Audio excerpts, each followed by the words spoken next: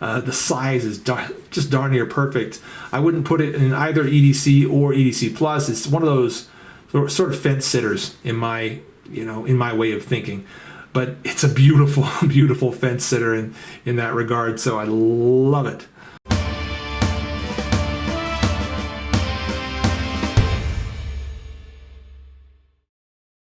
Hey guys, welcome back and thanks for tuning in to my review of the Benchmade CLA or Composite Light Auto. I have been itching to bring you guys this review for quite a while. This knife impressed me to no end down at SHOT Show. There was a big line of knives that one of my friends from Benchmade was showing me. They were all really cool looking. This one jumped out at me immediately as just the one that I had to take home, the one that I had to own. And yeah, I bought it myself because I was that excited to get into it. So as soon as I found it available over there at Blade HQ, I was like, yep, mine, got it, done. I was kind of thinking about getting the satin version. I think at the time it was not available, otherwise I might have gotten it. Went ahead with the black blade, as you can see, looks really good. Got some scuffs on it from some hard use that I put it through, but otherwise in good shape. And I do like those coated blades on some of those Benchmade knives because they just perform really well. We'll talk about that coating that the knife has and how that adds to the performance of the knife as we go through this review. We're also going to show you some in-use footage, of course, compare it to a handful of other knives and show you at least one other variety of the knife as we go through the course of the review. And of course talk about all the features, all the reasons I like this knife, etc., etc. So let's get into it. Should we talk about the CLA or at least the comparison? Or no, what are we doing first? Oh yeah, we're going to do some of that footage of it in use. So let's get to that. Paper cut test. How did it do? It was nice, really nice. It had a clean slice to it, good fine edge, no issues at all.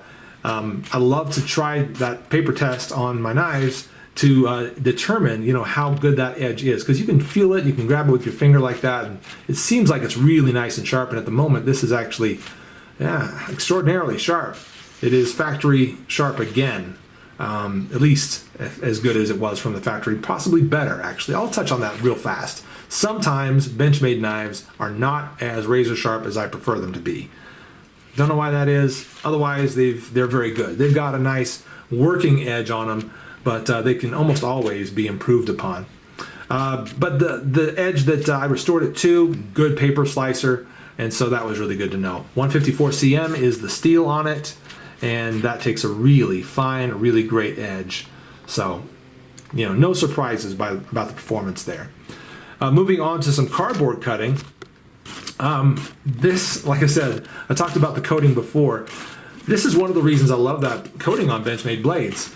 They are extremely slick. The coating makes those blades extremely slick, passing through materials. So going through that cardboard, it was really fast. It felt like there was virtually no friction slicing through that, which was just super impressive. The coating made it super fast. Ergonomics were good. Really, really good on that as well. I did find that my thumb kind of rode up onto this little hump on the back of the knife, as you can see there, which is great as far as sort of aesthetics. It looks really good, and locking your thumb into a more rearward position is also really good. But if you're going to choke up, move forward at all, then you've got that hump to sort of deal with, either ride ahead of it or ride behind it.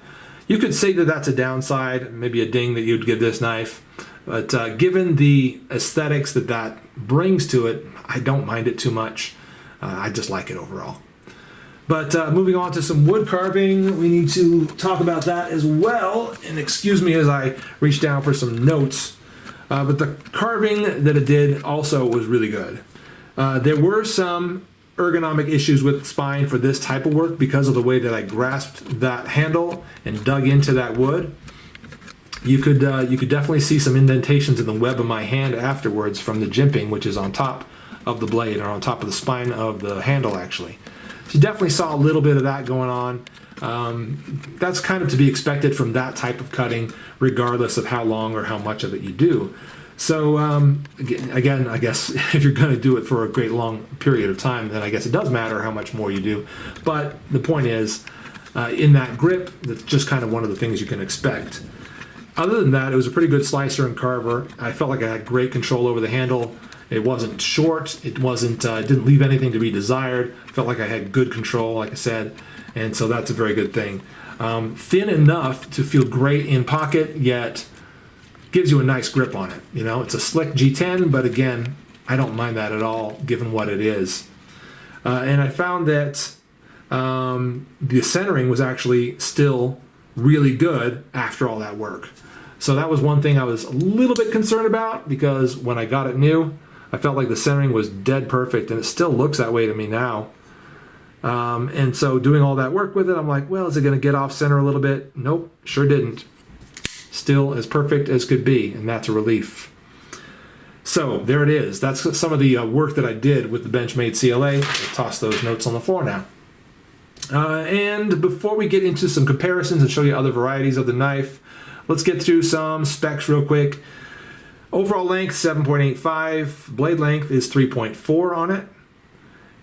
The blade thickness is about 0.11, so it's not a thick stock of steel on that 154 cm.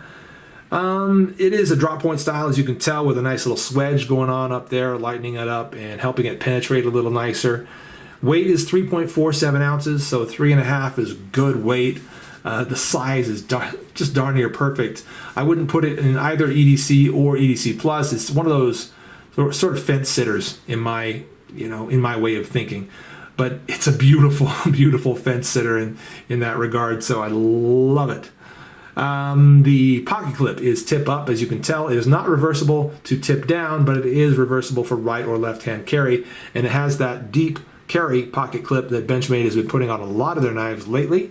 We can also reference another one of those right here. This is the Benchmade, I'm getting names all mixed up in my head right now. What is it called again? The 6800. There it is in stonewash. But that's got the same deep carry pocket clip on it. If there's a weakness to this clip, I've found that they will kind of bend sideways sometimes, depending on what you're doing with them and how much, I guess, torque or accidental stretch you put on them. That, again, I think is just the nature of the fact of a bent over pocket clip like this. You've got a little more room for that kind of error.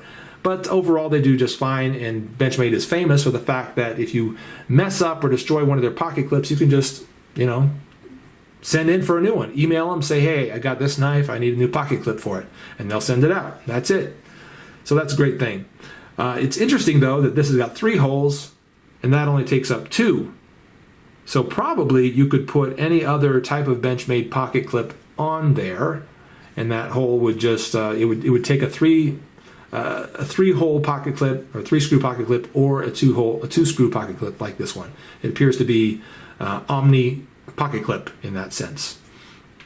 Let's see a little bit about the function of the knife. You can see that it's got this lock right here, this safety that makes it so that you cannot deploy it, and also makes it so that if you get it into that deployed position, you put the safety on, and then you cannot close it. Now, you can still press that button a little bit, gives it some play, pretty good amount of play, but it will not allow you to actually close the blade on yourself. So that's a good thing for tactical and hard use. Other great features about it, you can see that it is full flow through construction. That is one thing that I absolutely love about this knife. It just, you can clean it out so easily with those really nice looking barrel spacers in there, all blackened as well. The screw hardware is all blackened. Everything's blackened except for the plunger firing mechanism right there, which I guess I can understand that since it's rubbing through, this metal right here and other metal all the time. I guess I wouldn't mind if it were also black, but then again, given that this is the way that you deploy the knife, it's probably a good thing that I can see which button I'm supposed to be pushing. So there you go. Overall, it's just dead sexy. The contours on it, the lines on this thing are just so good looking, so classic looking. The blade shape, so classic, so beautiful. It's one of these things that's not going out on any kind of a limb as far as the design. They're not trying to do something really new and unusual and spectacular and different. What they're doing instead is returning to something very classic and very fine and refined and beautiful. And that, I guess, is what jumped out at me about the CLA initially, and that's why I love it. So the price on this is not cheap. I think this version of it is at $208. I think it is with the blackened blade. So not a cheap knife. But Benchmade has definitely got more expensive knives. Spyderco's got really expensive knives. Lots of guys have really, really expensive knives. This one's from Southern Grind. Spider Monkey, more than that. Costs more than this knife right here. So that's something to keep in mind. Some very excellent knives out there for lots more money. And, you know, if you dig what this knife is putting down, then you might not mind putting down that kind of cash for it. So let's throw down some other versions of this knife. Well, the one other version of the knife that I've got here, and that is the satin blade version. Again, looks just like it, except that it is satin and stone washed and really pretty. And otherwise, it looks about the same. So the hardware is all black, where the hardware is black on this one. And it's, you know, the only difference is that you've got that uncoated blade, which is beautiful in its own right, isn't it? And it's going to be nice and, you know, it's going to have some high lubricity as well, just like the coated blade does. So it's going to be a good knife for you, whatever the case. But there is the non-coated variety of it, also beautiful and a little less expensive. So that's worth noting as well. Let's lay out a couple other really good knives that compare against the Benchmade CLA for your knife buying dollars. So there is the CLA, once again, about $208. We would definitely bring in the Benchmade Osborne 943, or any 940 if you have that one as well. But I kind of like the black and black. So there's that one. So two very comparable looking knives, right? This one a bit beefier in handle, but I would say in a good way, right? There is almost nothing they've done wrong on this knife at all. In fact, from my perspective, it's perfect. Just for size, here's the CRKT Hootenanny from Ken Onion. Really close in size there. Definitely a lot cheaper though. Something like a $50 knife versus $160, $180, or $160, $170, $200 plus. How about another auto here? Kershaw Launch Auto. This one in OD and black. Yeah, also a really good looking knife and fairly comparable in size. Much broader blade, broader handle as well, and far more stylized looking, but very good auto also. While we're on the subject of autos, here's a cheap auto, the Kalashnikov Auto 74 from Bokor. That's a fun little knife to play with if you just want to get into autos or start playing with some autos and see if you like them and deciding whether you want to spend that kind of money down the road. That's a good one to get into to play with. We looked at this one already. The ambidextrous push button from Benchmade as well. Very good beefy knife. Thick handle, lots to hold on to for the hard work you're going to do with that knife. Really good one. Definitely worth giving some attention to. What else? Maybe just one or two other classics. There's a Spyderco Endura 4. Bigger, really, than the CLA, though. Isn't that bigger than the CLA? It is. Let's bring something else in instead. Let's bring in Paramilitary 2. That's far more comparable. Very, very comparable in weight, in effectiveness, in all that stuff. Is this lock going to be stronger, by the way, than that one? I don't know. I have not taken one of these auto plunger locks and beaten them up and see how they do. I don't know. Maybe I'll do that one day and just kind of see if it's overall if it's a good design or not. At this point, I've had no issues with it, so I don't really feel like I would give it any dings or any big positives one way or another. But I don't know. I might beat up on some plunger lock someday and just see what it can take. But there's a look at some of the competition out there. I didn't really give prices on many of them. You can look those up pretty quickly and easily. Blade HQ's got a good selection of all those knives, and you can get your prices on virtually all of them as well. So there you go, guys. That is the Benchmade CLA, and this is the end of my 2015 knife review blitz. I hope you guys enjoyed it.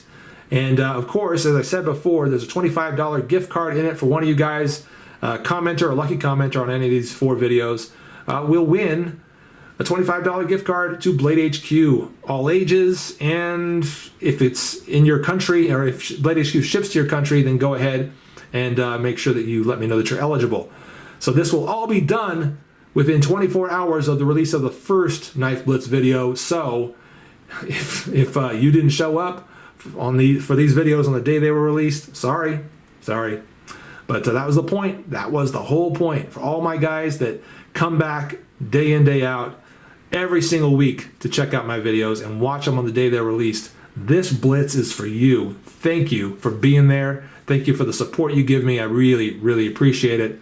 And that's the Benchmade CLA. I'm a late Boy Scout. Thanks very much for watching. We'll see you.